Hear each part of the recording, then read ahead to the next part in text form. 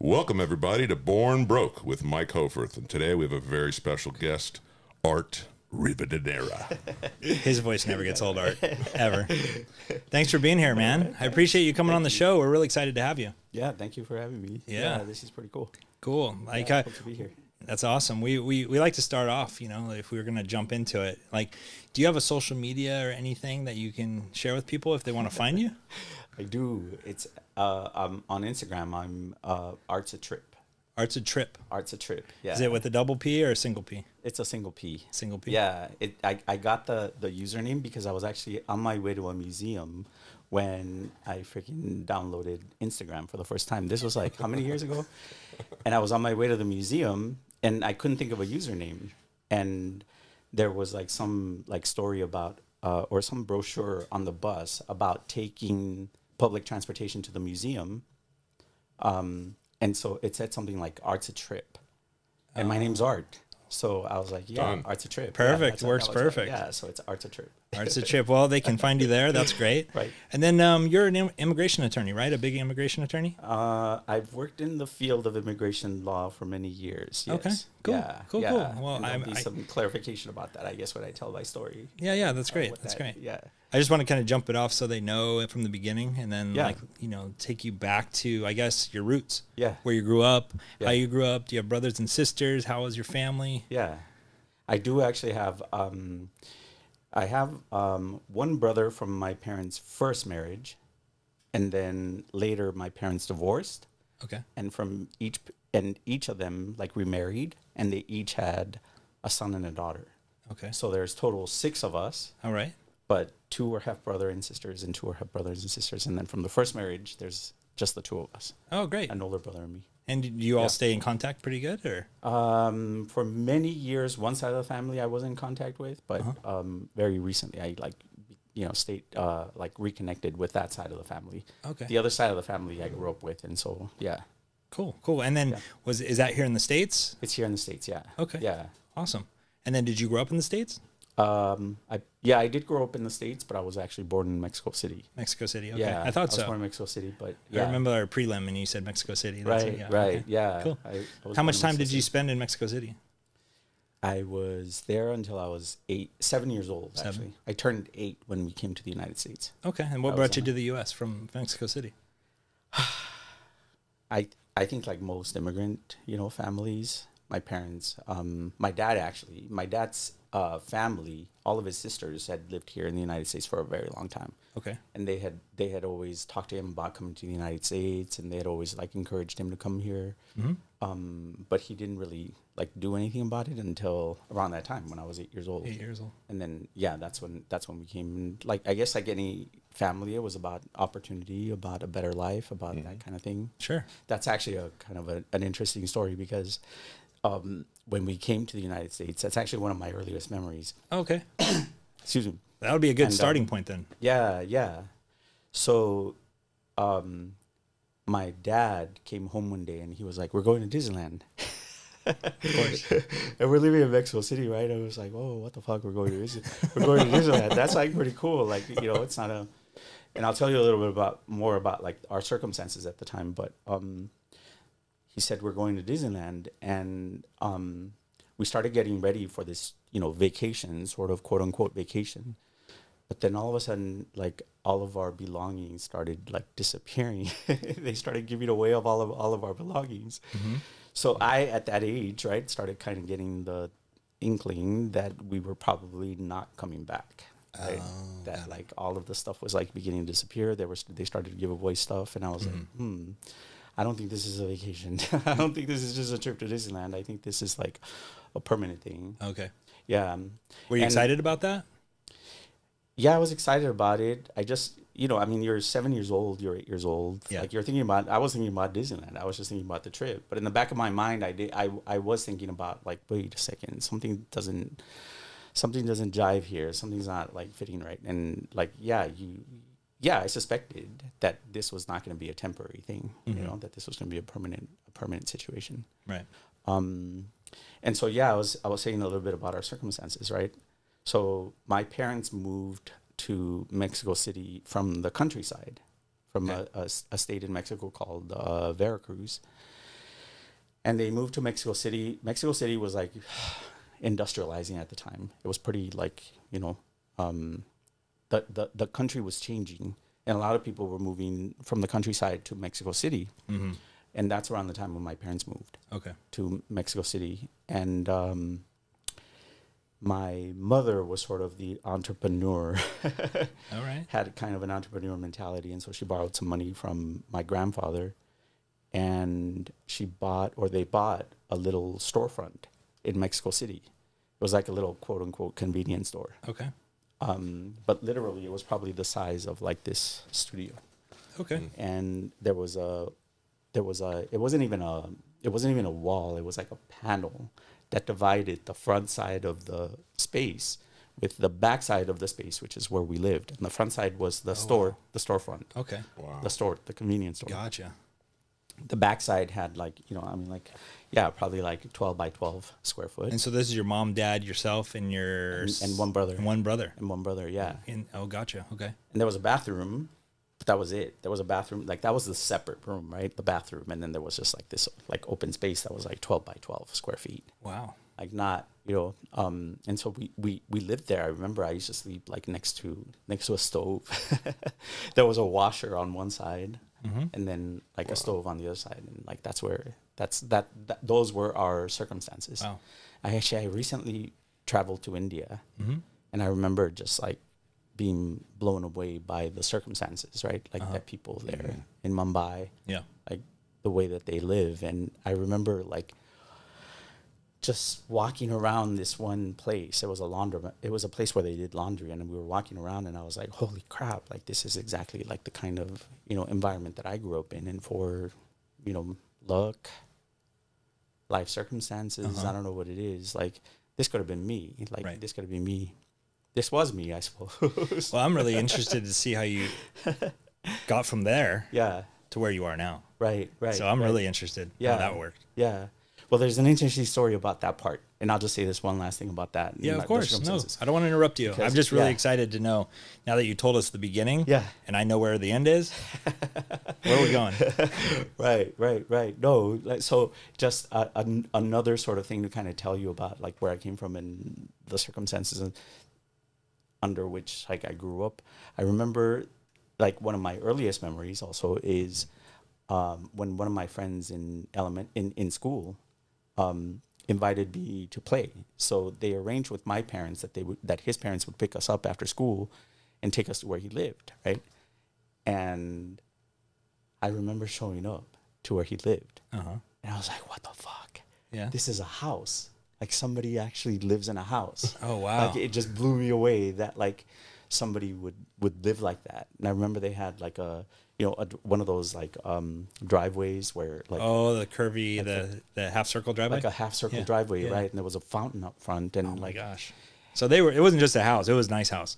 Yeah, oh, wow. The disparity in wealth in Mexico, like is sometimes pretty dramatic, right? But I remember showing up, and I was just like, wow, like this is just another world. This is like somebody. It just seemed like this is where other people live. This is like what other people experience. This is, and I remember like going to play. He had his own room, and he had a drum set, right? Yeah.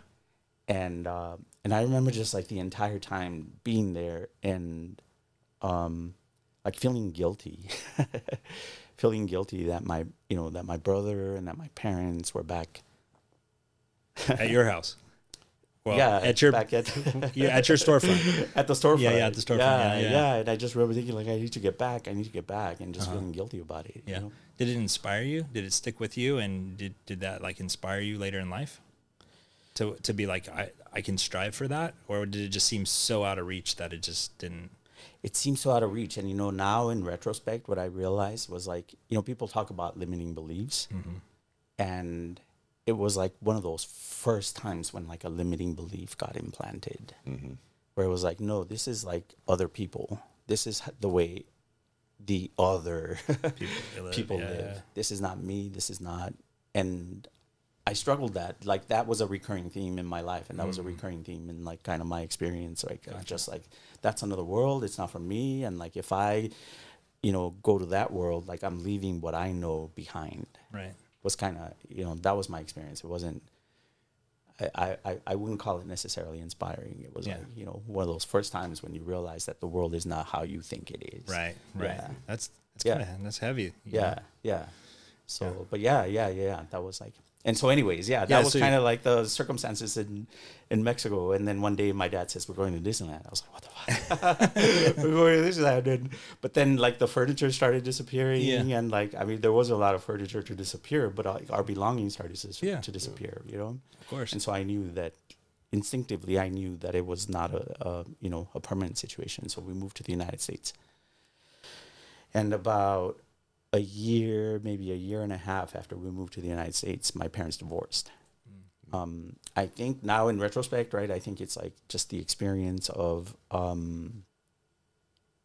don't know if it's like women's liberation or what it is, but just like the experience of my mother, especially of like realizing like, hey, like I don't have to live the way that those, women back home live. Gotcha. And, did you move to LA when you came to? Did you come to? You came to LA? Yeah. We actually moved to East LA. Oh, you did? Yeah. Okay. We lived in East LA, All right. which is actually something that like, I'll talk a little bit about and kind of that experience. But we moved to East LA. But like I said, about a year after we got here, my parents divorced, and so my mom was, just trying to make ends meet, and we moved to this area in East LA. That at the time was unincorporated. It was this very industrial area. Like I remember looking at the stacks of like this like factory. I don't even know what it was, but it was like a factory, and I remember the smoke. Like it was like pillars of like, just smoke coming out, and that was like, the area that we lived in. There wasn't a whole lot to do. The one thing that I remember was hanging out at a Winchell's Donut House. Because the truckers, not a bad place. Yeah, but yeah, you can tell I like Winchell's. I remember the devil's food. The devil's food donuts. Like, but the truckers would come there, right? And like that was like really all there was. That was about the only thing there was around there that wasn't just, industrial. Industrial. Yeah. And so I would go and hang out there. And I remember there was a woman who worked there, and she was really nice. So I would just like to. I used to like just going and hanging out there just because she was just like a positive energy, Was she older? Older woman? Or? Yeah, she was an older woman. Like, I mean, I was a kid, so an older woman. You're like she was 9, probably like in her 20s. 10? Yeah, exactly. Yeah. So she was probably like 20 something, That's she was older. older, yeah. But you stayed with your mom now because your parents split, and you're with your mom. Right. Okay. Yeah. And are you living in like an apartment? Yeah. In Okay. an apartment. East yeah. LA. Okay. In East LA. Yeah. My mom was working at a restaurant. I don't know if you guys are. Well, you guys are probably from LA. There's this restaurant called King Taco. I've heard of King Taco. Yeah. So I don't know it, but I've heard of it. Yeah. Yeah. So she used to work there, and then she also used to clean houses. And yeah. So yeah, we were living there, and the reason I mentioned that it was in an incorporated area of LA is because that actually ended up being one of the most fortuitous things, I think. And so, just the last thing I'll say about the Winchell's Donut place is that I remember hanging out there, and I remember thinking like, I wish I would work here. I wish I would like. Oh. That was like my aspiration. That was like the biggest thing that I could like think of aspiring. Sure. Right, like aspiring to be like. Well, I could see you as a kid. I mean, for me, it smells good. The donuts taste good, and Winchell's, I could see it as a kid. Yeah, but there was nothing else around there. Yeah, and so it was like there was no other yeah. context. There was nothing that could inform like what I could do except And so, anyways, I was like, maybe I'll work at a donut house one day, or like I'll work here. Like if I could work here, maybe I could earn some money. That was really. We should have sponsored this. This should be sponsored by Winchell's Donuts. Should get a little. I can make a couple phone calls. That's what I can do. Yeah. So, anyways, but the reason I mentioned about the place or that part of the city being unincorporated was that because it was unincorporated, there were no schools there. Oh. And so because there were no schools there and we had to go to school, I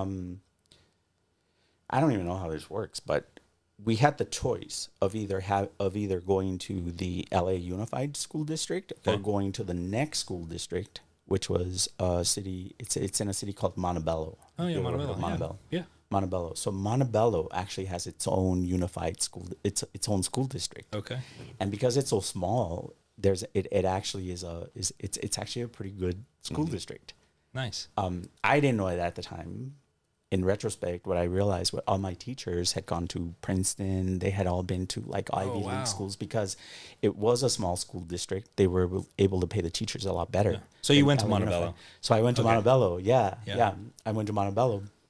But that was also an interesting experience because we were the kids from East LA. And even though Montebello is in East LA, it's like probably the second, third generation of like immigrants, right? And so it's immigrants who have moved east from East LA and who have like moved up in the world, right? And so there was a school bus. The yellow school bus would come and pick us up at like some random spot. Yeah. And would pick up the kids from this unincorporated area. And they used to take us to Montebello, right? To the school in Montebello. And I didn't find this out until way later when I was in college, when one of my friends from high school came to visit me in college, that the kids would laugh when the bus would arrive From East LA? From East LA. Oh, yeah. wow. And the joke that they used to say was like, oh, the boat is here. The boat is here. Oh, damn. They used to call it the boat. So we used to come from this part of town, right? Yeah. To Montebello, and it was like, yes. But anyways, that was something I found out way later. So where'd you go to college? So you went, did you do high school in Montebello as well? I did high school in Montebello as And well. I'm not trying to fast forward you, but you mentioned college. I get it. Yeah. Where'd you go to college? I went to Berkeley, but that's to UC Berkeley. Yeah, but that was actually an interesting experience too. Oh my God. Yeah. So there's something about going to high school in Montebello. Like I actually did very well academically. But the only reason I did well academically was because all my friends were being pushed by their parents to do well academically. My parents actually had no, they just had no experience. They didn't know anything, and so they knew, I'm sure, that there was something to aspire to, but it wasn't like, well, you need to take this class or you need to take advanced placement courses or honors courses or anything like that. But my friends' parents did. And so I just wanted to hang out with my friends. Yeah. And so I ended up taking all the, advanced placement courses and the honors courses, but I wasn't taking them because I knew anything about what it meant to take those courses. It was because my friends were taking them and I just wanted to hang out with them. I'm going to interrupt you for one second. Yeah. This is a great lesson for the viewers, right? Yeah. That you kind of are the company you keep, right? Right, So absolutely. he created a network inadvertently. Maybe you knew, I don't know. But what you just explained, you didn't really know. But you wanted to hang out with your friends. Yeah. And your friends kept excelling. Yeah. So you just kept wanting to stay with them. Right. So it really is, life is about networking and life is about the company you keep. Yeah. Because, like you just explained, like they can propel you to the top. Yeah. Yeah. So, sorry.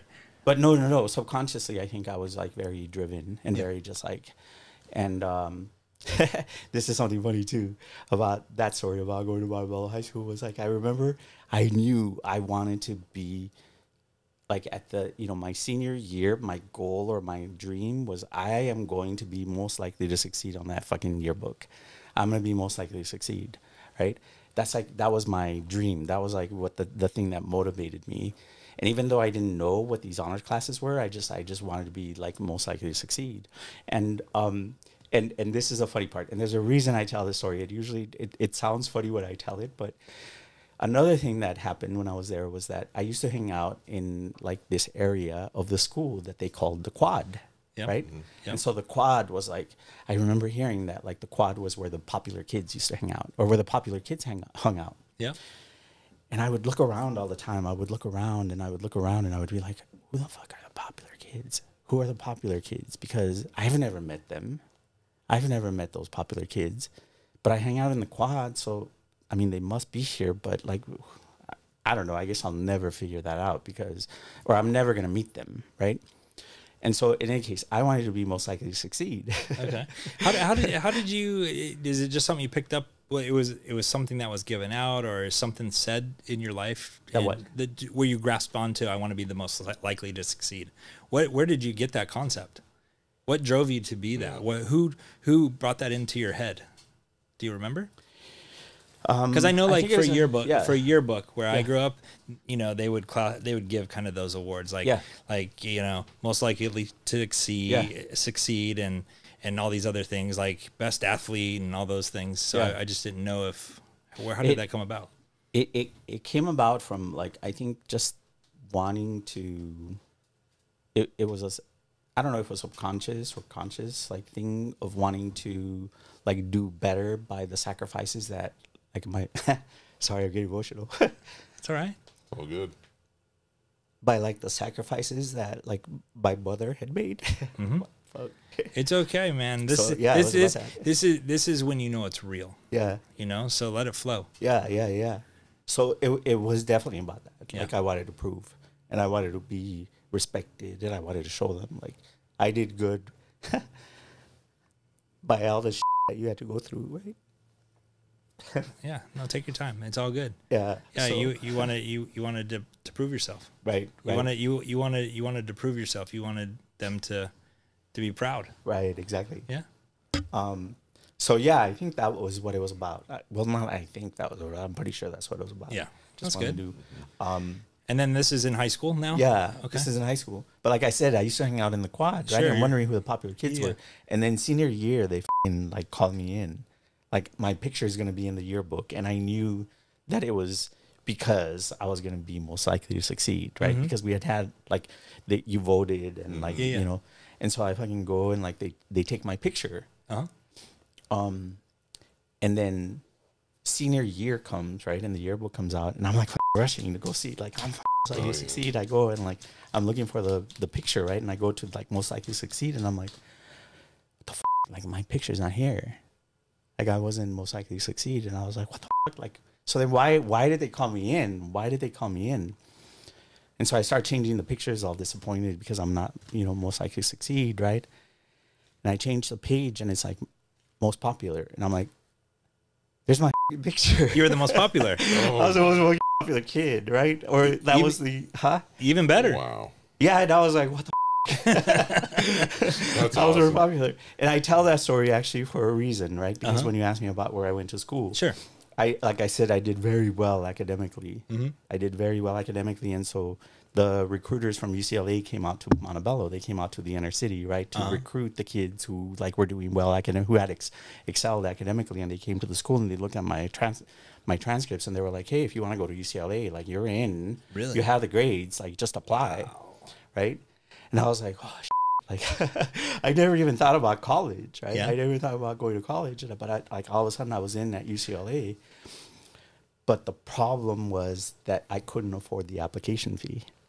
Oh. The application fee was $40, right? And I was like, $40. I was like, I don't have $40. I don't Right. have $40. And then I was like, well, wait a second. I have 40 friends. Smart. I have 40 friends, right? So I started asking my friends, like, hey, can I have $1? And it was like, can I have $1? I wasn't like borrowing the Yeah, dollar. It was it like, wasn't a this is loan. like- yeah, it wasn't, this is not a loan. I'm not paying this back, right? And so I'm like getting dollars from my friends, right? Collecting dollars. And then all of a sudden, like I found, I get called in by one of my teachers. Uh-huh. She was like my history teacher. You know how you think about, like, sometimes you think about teachers and you wonder where they are? Yeah. Yeah. Yeah. This woman changed my life. She did. She did. So she calls me in and I'm like, oh, I'm in trouble. Like, because she found out that I'm like, you know, asking for money. Right? yeah. And she's like, what are you doing? And I was like, and she was like one of those very stern teachers, you know, and like she calls me in and she's like, what are you doing? And I'm like, I explained to her what I'm doing, right? And she's like,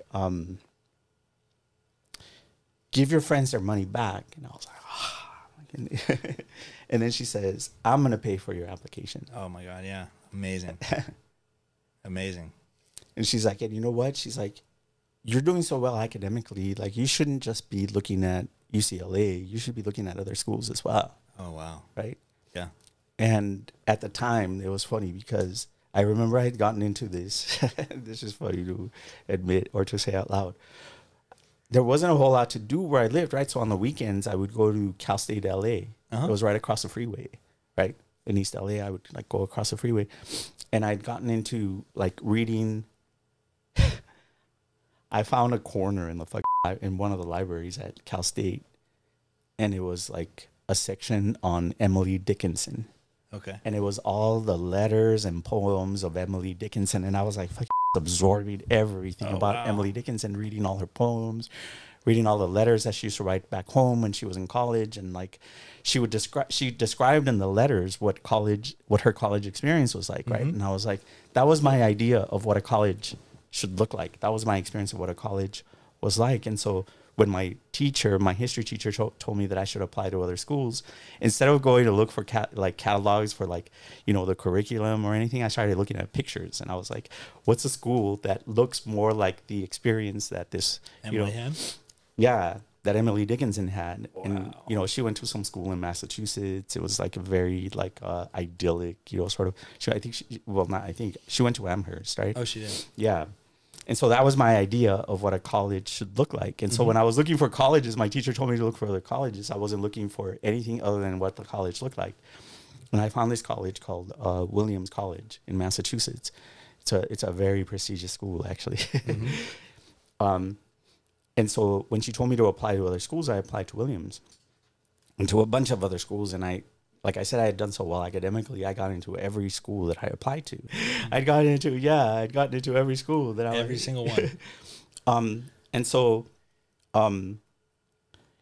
yeah, like I applied to the school, and like I said, I got into every school that I applied to, and Williams College had a reception for I think it was like 3 students in Southern California who had gotten into the school. Oh my gosh. And you're one of the 3. And I was one of the 3, right? So I was like getting ready to go to this reception where they had the 3 students from Southern California who had gotten in out in Malibu from East LA, right? Awesome. On Malibu. And so the night before, like we were in bed in you know, where we lived in this apartment in East LA, and we heard a loud noise, and then we went outside, and a drunk driver had turned the corner and had hit my father's truck that was parked outside, hit my father's truck, and then my mother's car was parked in front of that. Sorry. My mother's car was parked in front of that. So my dad's truck landed on top of my mom's car. Oh man. So that's what we woke up to, and I was like, fuck, I have to go to this reception. Like, how am I going to get there, right? And my brother was like, don't worry about it. We'll get you there. We're going to get you there. So he like freaking duct taped the trunk of the car, right, to get me to this reception, and drove me out to Malibu. We drove out to Malibu the next day with a duct taped car. Oh my God. Your family must be so proud of you. Wow. So we go there, and he drops me off like a block away, because I didn't want anybody to see, like, that I was being dropped off in this car that was like duct taped, right? So we get there, and like he drops me off, and I wore like my best clothes, for this reception at this like prestigious school that like. And so I get there, and like we're in the reception, and I'm like, what the f***? Who are these people? Because I could clearly tell these were, again, remember how I said it was a recurring story in my life? Yeah. These are those other people. Right. These are those people. And like, one of the 3 kids like comes up to me, and he's like, hey, like, I just want to tell you, I'm so fucking impressed by you. He's like, I think you're so fucking cool. And I was like, what? Like, what are you talking about? He's like, yeah. He's like, that you would dress so fucking casual for an event like so important. Wow. And I was in my best clothes, Yeah. I was like, what the who are these people? Like, this is again that other world that like I don't belong in. I don't, Sure. But I had applied to the UCs as well, and I applied to UCLA because they told me I could go there, and then with the application, the $40 application fee, you could apply to 3 schools. So I applied to UCLA, and then I applied to Santa Barbara, I think. Santa Barbara or Santa Cruz. And then I saw like another name. I had never even heard of Berkeley. I had never even heard of UC Berkeley. And when I saw it, I was like, oh, well, I probably should apply there too. Like, just not, select a third option. And then I was like, I wonder where it is. It's probably like in my mind, the furthest thing that I could think of was like San Bernardino. Okay. I was like, it's probably out there somewhere in San Bernardino. Yeah. Like, check it off. And so then I ended up getting in there, and then like when that experience of like Williams College happened, I was like, probably not my school. And so I ended up lying to my parents, to my mom, and I told her that there was a field trip that had been like scheduled by the school, by the high school, and that this field trip was for me to go see the school. but there was no field trip. There was Yeah. just like, so my brother, again, like in the middle of the night, takes me to Union Station because I couldn't afford a flight, right?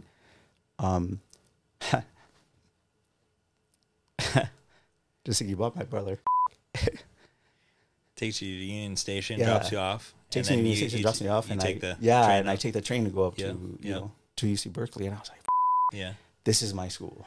Yeah, you loved it. I loved it. Yeah, Yeah, I was. that's This awesome. is my school. So. And I heard someone in the studio say that you're valedictorian. Is that right? Yeah, yeah. That's a. Yeah, So we did it. We did a. We put. I think our first interview we ever did, the title on it was "Listening Works." Yeah, This one might have to be "Studying Works." studying works. Studying works, because George Straight A's. nor I, Yeah. George nor I are very good at academics. So I'm feeling a little inferior to you right now. I'm a little intimidated. Speak for yourself, Mike. But so you love Berkeley, Yeah, and you've decided now that's your school. yeah. So yeah, I ended up going to Berkeley and Cool. 4 years, bachelor. bachelor's degree. Yeah. Yeah. What'd you study? I couldn't decide. That was Okay. that's a funny thing. So I ended up like, I couldn't decide what major, and I was like, I ended up declaring right this major that's like kind of a hybrid at UC Berkeley. It's Berkeley's version of international relations, and the reason that I chose it was because it was an interdisciplinary major, and I could take classes from the philosophy department, from the economics department, from the political science department, and from the sociology department.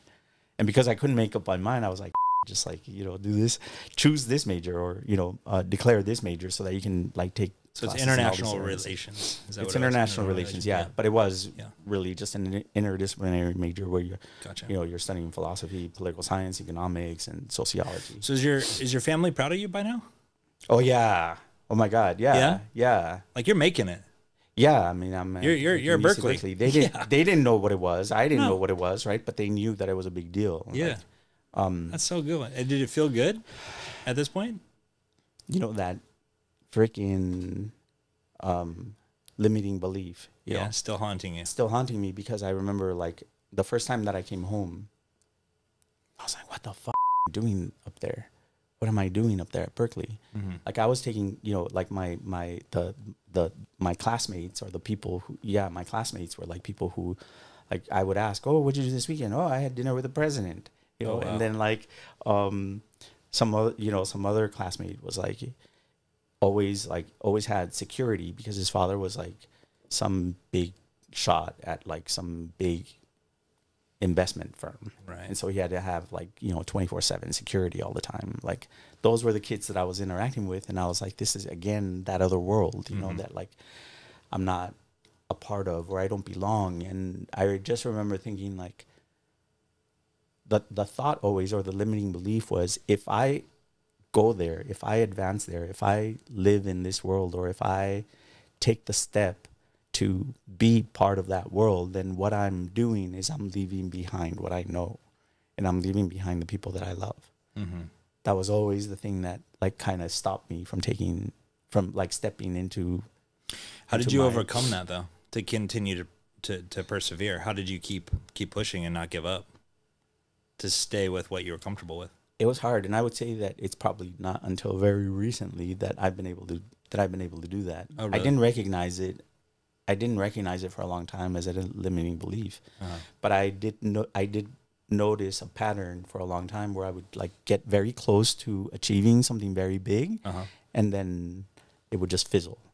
And it was always that fear. It was always that fear of like, I'm gonna leave something that I love behind, or what I know behind. Right. And so it wasn't until very recently, that like I saw it for what it was, and realized that, that was holding me back. Gotcha. Because you mentioned at the beginning of the podcast that, that I'm an immigration, or that I was an immigration attorney. Mm-hmm. I actually never became an attorney. Oh, really? I actually never passed the bar. I worked in the field of immigration law, and I helped many people to become citizens, and I helped them with their immigration cases. Oh. But I never actually passed the bar. Did you go to law school? I did go to law school. and I graduated from law school. Okay. But what's funny is that I went to Berkeley, UC Berkeley, but Yeah. I didn't graduate from freaking Berkeley. What? So I don't have an undergraduate degree. I have a law degree, but I don't have an undergraduate degree. So Wow. when I was at Berkeley, there was a huge fire up in the Berkeley Oakland Hills. Uh-huh. And I couldn't afford really like a living situation. So I ended up doing a work exchange situation with a family up in the Berkeley Oakland Hills. Uh-huh. And so in exchange for me to live in their house, I would do work around their house. Like Okay. little, Yeah, little, yeah. just Work little exchange. things. A work Absolutely, exchange. yeah. Yeah. But then this actually at the time happened to be the biggest urban fire in U.S. history. And it wow. started a block from where I lived with his family. And so like 4,000 homes, I think, burnt down in the Berkeley Oakland Hills. And yeah, the place where I live burnt down. It did. It did, yeah. Like we got evacuated, and the firemen who evacuated us ended up getting trapped behind the fire line. Oh, wow. And so I lost everything. I had just brought everything from home up to school, or like so I lost everything that I owned. Wow. And I ended up taking a semester off from school. And one of my friends was volunteering at a nonprofit in San Francisco that did like legal services in a bunch of different areas. And one of the areas that they worked in was the field of immigration law. Okay. And so I started volunteering at the agency to help people with their immigration, with their immigration cases. Uh-huh. And I guess I did a good job because the executive director ended up asking me if I would run a program, if I would run an immigration program that was being established at the time. There was a big drive, a big push to help immigrants become citizens. Uh-huh. Because at the time, we mentioned earlier, I told you earlier, immigration is so political, right? It goes like pro-immigrant, anti-immigrant, pro-immigrant. At the time, there was a very anti-immigrant like sentiment in the country. Uh-huh. And the push was to eliminate any public benefits, to get rid of any public benefits from anyone who was not a U.S. citizen. And there were like thousands of immigrants who had lived here all their lives, who had like served in the military, who had like lived all their lives here, but they had not become U.S. citizens. Mm-hmm. And so an agency, there was a big donor and gave a lot of money to like a bunch of different agencies around the country Uh-huh. to help people become citizens. And the agency where I happened to be volunteering was the only agency that had sort of the infrastructure and the network to manage that kind of infusion of funds to help all these people become U.S. citizens. And I was asked to take charge of that. So you were project. running that. So I was running that project. Wow. Yeah. So I ran this project. And we helped about 4,000 people to become U.S. citizens. That's amazing. Yeah. That's really cool. So we helped a lot of people, and that's when the passion for immigration law, sort of like. And did that began. then propel you to go to law school? That was the thing, yeah. And so I was like, I'm going to law school because I want to understand the context within which, immigration works. Mm-hmm. And so I was like, well, I'm going to go back to finish my undergraduate degree. Mm-hmm. And I did some research, and I found out that you actually, in California at least, you don't need to have an undergraduate degree in order to go to law school. If you meet certain requirements, I think a lot of people don't know this, but if you meet certain requirements, and I think I was like 2 classes short of graduating from college, right? Uh-huh. I was 2 classes short of graduating from college. And so the choice at the time was go back to finish my undergraduate degree so that I can go to law school, because that was the goal, right? To go to law school. Right. Or freaking go to law school. Might as well just go to law school. So I went to law school. Yeah. So I went to law school. Why waste time and money when you could just go? Exactly. Yeah. Yeah. So I went to law school. And That's at the time, I also fell in love at the time. Yeah. And this is kind of like an important part, I guess, of my story. Yeah. But I was also very driven. Like I told you, I was just very driven, and very like, no, nothing's gonna get in the way of me freaking becoming a lawyer, me passing the bar exam. Right. Like my friends can wait, my family can wait, my relationship can wait, my like. This is something you want. You wanted. This now. is something I wanted. Yeah, exactly. Now I had the clear, sort of vision of what I wanted to do. Where'd you go to law school? I went to law school in the Bay Area. In the Bay Area, okay. Yeah. Okay. And but what was interesting about that was that my partner at the time would say like, "Hey, take time off. Like enjoy life, right? Enjoy life. You can do this and you can be driven, but like take time for your family. Take time." And I was like, no. Like when I pass the bar, then life begins, right? And so then got through law school, finished law school in about 5 months. 5 months before finishing law school, we ended up buying a house up in the Bay Area. And then like 2 weeks before I was supposed to take the bar exam, my partner of like 13 years passed away. Oh, no. He died of an aneurysm. Sorry to hear that. And I was like, just getting, the rug pulled out from under you like that. Right. Like it just changed, it changed everything, and it changed the way that I like. And so I was like, defeated, and you don't realize it at the time. Now in retrospect, right? Like how defeated you are. I just pretty much gave up on everything. I was going to ask you, how'd you pick yourself back up? It took a while. Did it? I'm sure it did. Yeah. Yeah. It took a while, and I came back to LA. I left my job. I quit everything. The house just was like, I don't want this memory. I don't like it. Just gave up everything and came back to LA. Like a new start. Huh? Like a new start. A new start, sort of, but it wasn't a start for a very long time. Right. Like, it got down to, I don't usually tell this story, but I was driving home one night, drunk as thankfully, like there was no one around me. Like I crashed into the center divider. That was here in LA. Like that was how much I had given up on. Yeah. Rock bottom. How much I had given up on stuff. Yeah. Yeah. At the time, I also met someone who is so fucking special in my life because he. Sorry. It's okay. Take your time. Because he helped me through like one of the most difficult times in my life, right? Like recovery from that kind of stuff. Recovery from that kind of. Yeah. Almost like an angel. Yeah. Seriously, like an angel. Yeah. But I had pretty much given up on everything. Yeah. And he ended up calling me on it years into the relationship, right? He was just putting up with everything with my fucking insecurities, and like I was so afraid of losing loved ones that I like held on, right? Insecure, fucking jealous, just like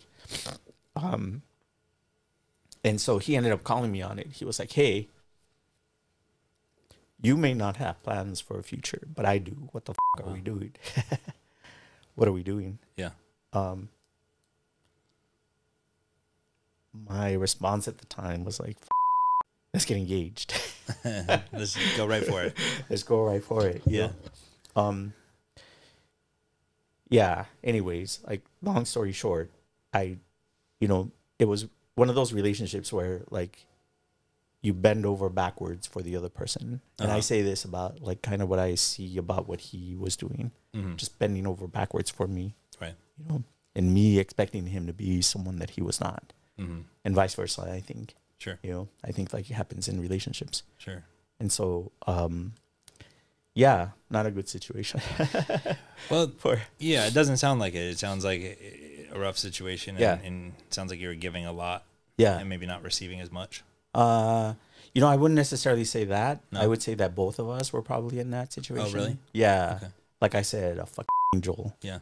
And like for somebody to put up with somebody who is so defeated. Right. In the way that sometimes it takes, unfortunately, I mean, I can attest to what my rock bottom was. Yeah. Right. And sometimes it takes you to hit rock bottom. Right. To reset. Right. At least it did for me. Right. To then propel upward again. Right. But it takes like, I don't know. For me at the time, it was no one could tell me anything. Right.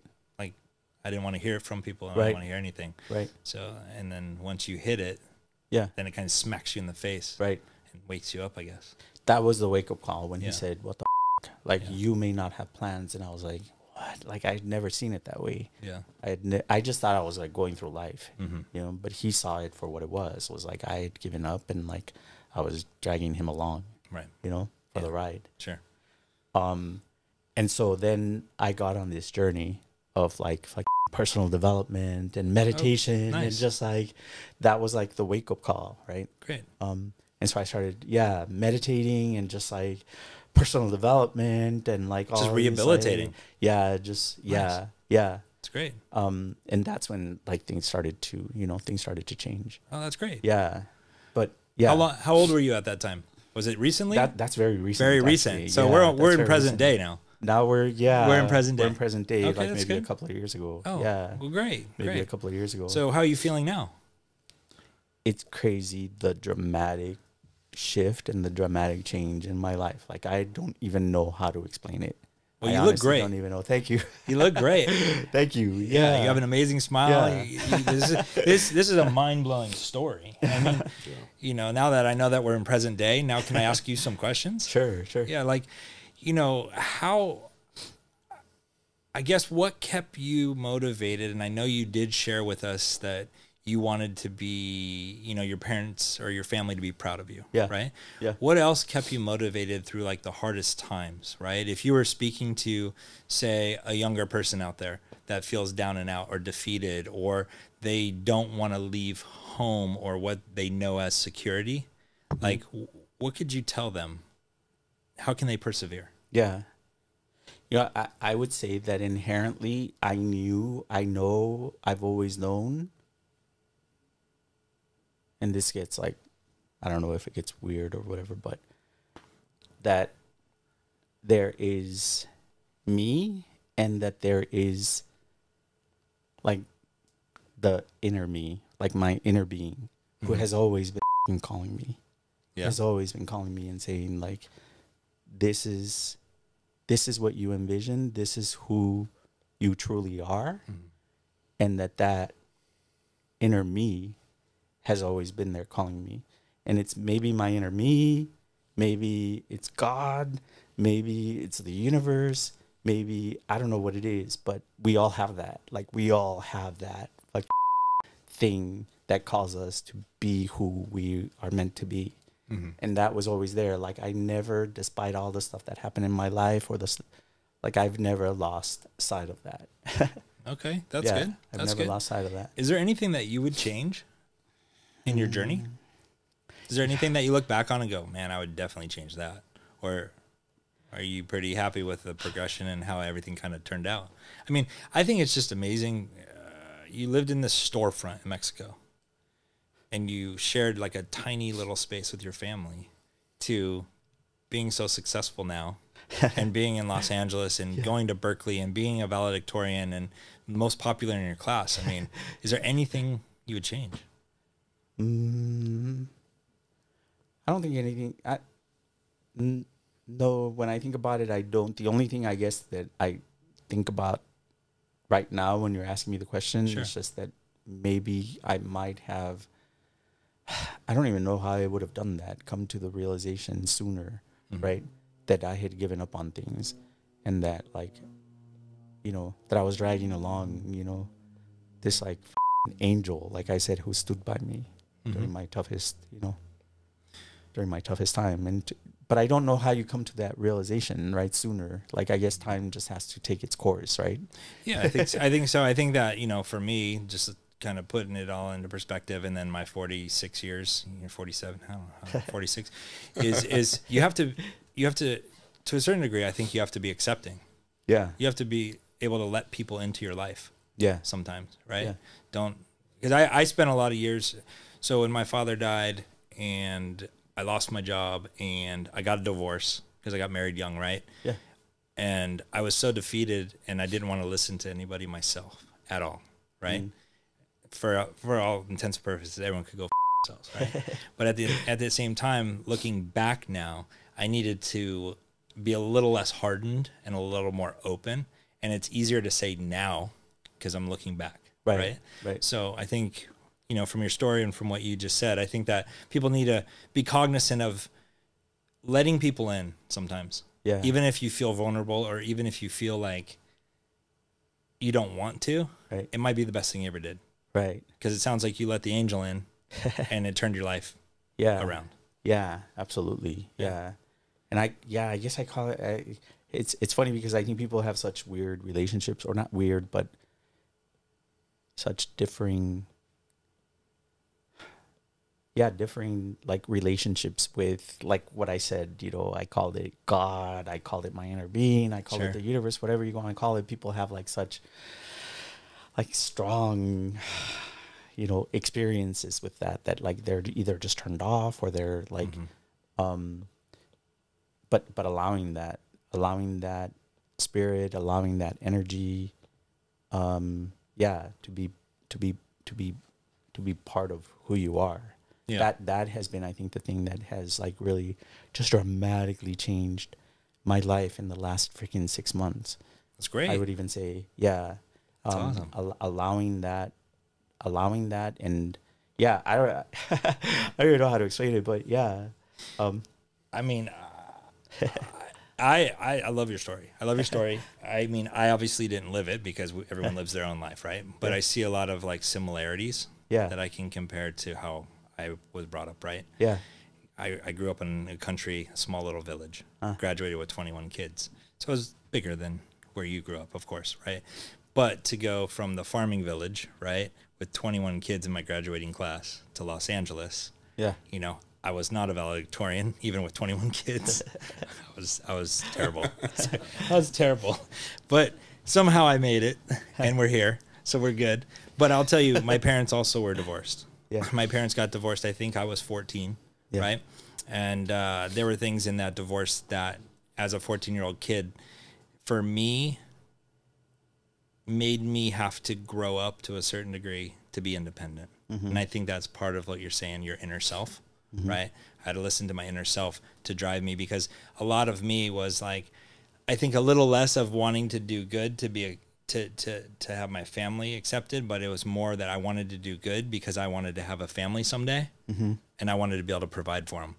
And I didn't want to be somebody who had to say no because I didn't work hard enough. Right?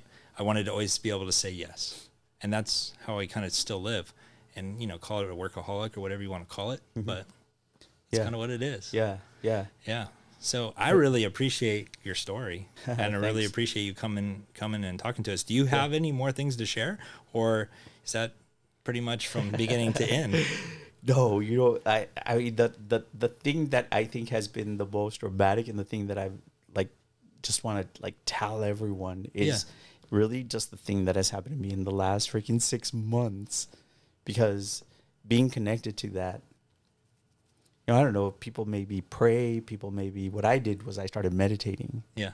I started meditating consistently.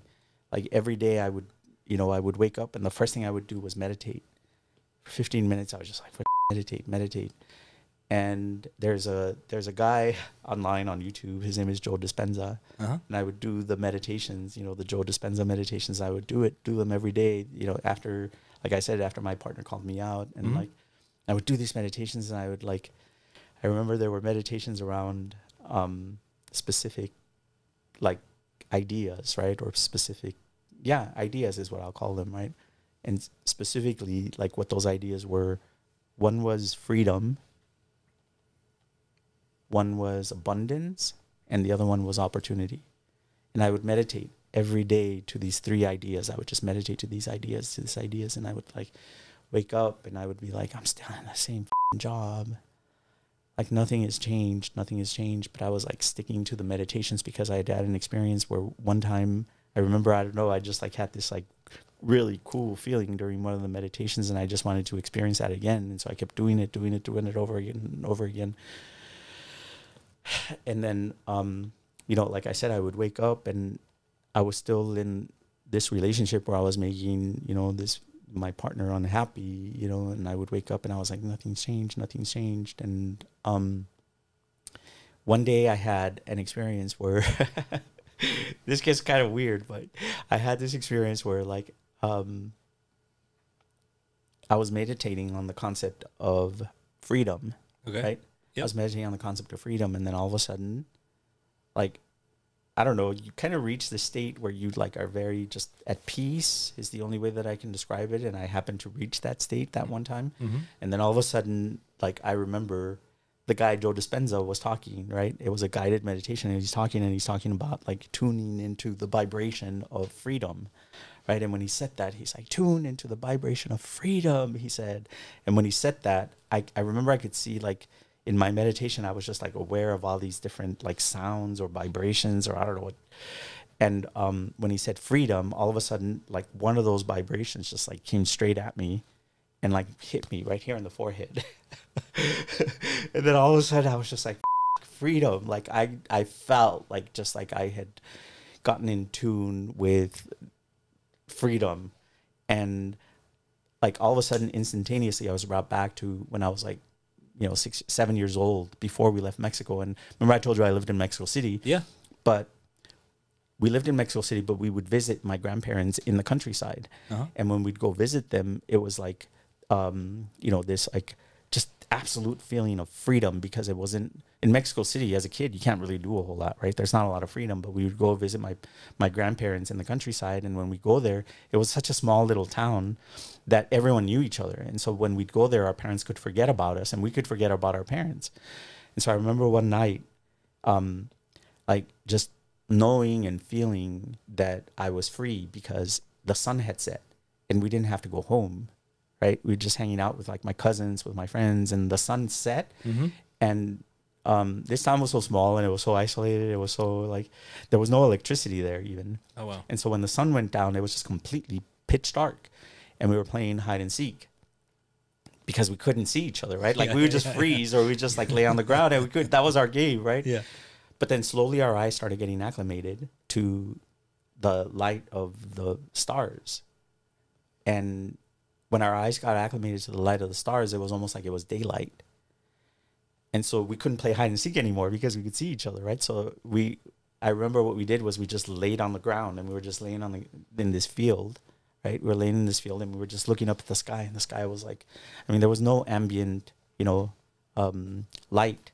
There was no, what is that called when the city lights disturb or whatever? You can't see. Yeah, you can't see the stars. There was no ambient light. You can't see the stars. But here there was none of that. So like the sky was just covered in stars and it was like daylight, and we were just laying there, and we were like, and so anyways, when I was doing this meditation on freedom, quote unquote freedom, and this hits me in the forehead, and all of a sudden I'm like laying on the ground, and I'm looking up at the stars, and the sky is like completely covered in, covered with stars. And at the time I didn't make the connection of like when I was, but it was just being brought to this like state of freedom, Awesome. And I know that your show is very like about practical, like application of like, finances and stuff. But at the end of the day, I think that, and this is one of the realizations that I've come to like more recently is that we want certain things because of the way that we think those things are going to make us feel. Right. And so we focus on the thing. And what I've come to realize lately is that the focus on the thing is maybe the wrong focus. Because what we're really looking after is how that thing is going to make us feel. Right. Is that thing going to make us feel free? Is that thing going to make us feel abundant? Because that was the other thing. Is that thing going to make us feel like there's opportunity? And like I said, recently my life has changed so friggin' dramatically. I can't even begin to explain to you like the shift that has happened in my life. And in terms of abundance, like I don't even know where to begin in how abundant my life has become. But I'm not focused on like the specific thing. I'm focused just on feeling abundant. In my life, like I can't even explain how it is that my life has become so abundant lately. And those things are coming. Those things are happening. Those things that the actual physical things that I thought I wanted are coming naturally from me just being focused on abundance. The freedom is coming into my life because I'm focused on feeling free. I'm not focused on the things that I think are going to make me free. Sure. And then the last thing I'll leave you with was like that a meditation on opportunity. Awesome. Right? So I told you I did work in the field of immigration law. Mm-hmm. And one of the pieces of advice that I got from a college professor, from my first college professor, was like, learn to do one thing, and learn to do one thing so well that if the president of the United States were to need an expert in that area, that they would call on you. And I chose immigration, right? I chose immigration. And recently I was at this conference. I was at this conference, and there was the head of this big government agency, and like I happened to be in her group, and we were talking about our experience, and I told her about this college professor who had given me this piece of advice. Learn to do something well, and learn to do it so well that if the president were to need an expert in that field, that they would call on you. And that's where I left the story. So after we like all separated, right, she came up to me and she was like, hey, like, I just want to hear the rest of the story. She was like, what happened? Did you ever get the call? Mm-hmm. And in that moment, I was so freaking disappointed, and then immediately so just uplifted by the thought that the call from the president never came, but the call came every time one of the people I helped got a green card, right? The call came every time somebody didn't have to go back to their home country where they were being persecuted, where they might be killed, right? It came every single freaking day, right? And so I was uplifted by that. But I say that because even though I worked in the field of immigration, I had never traveled outside of the U.S. And so the last thing that I'll leave you with is I had meditated on opportunity. And it was, again, not focused on the specific thing, but focused on the way that I wanted to feel. And I remember having that meditation, and the next day, again, I don't know how to explain it to you. I don't know how to tell you how this shit happens, but the next day I was on a flight to Dubai, and then I was going to Mumbai, and then I was going back to Dubai, and then I was going back to Turkey, and then I was going to Amsterdam, and then I was going to Paris, and then I was going to London. Uh-oh. Sitting at the table with some of the most freaking influential people on earth. Wow. Wow. Awesome. And again, because I was focused not on the thing, but on the state of being, right? And so again, I know that your show is very much about practical application or practical things that you need to, but the state of mind, I think the important thing that I've realized now is not to focus on the thing that you think will make you feel a certain way, but to focus on the way that you want to feel. It's amazing. And when you do that, like crazy happens. Well, I don't know that I could say it any better than you just did. I mean, that's a huge life lesson for anyone that just listened. Mm-hmm. You know, that I'll take it away tonight for sure. Yeah. You know, and there are little micro things that we're seeing kind of similarities from people we talk to, right? And a lot of it is meditation. Yeah. Yeah. But they didn't get as granular or as specific as you did. So I think there's a big takeaway from you for sure in that regard. Yeah. So I hope people tune all the way in and actually get that. In fact, we might have to cut that and put it in the front, because that's meat right there. Yeah. I like it. Yeah. Yeah. One more thing, guy? No, I'm just blown away over here. So He's usually a one more thing guy, just so you know. No, usually he comes in at the ninth inning and says, I've got one more thing.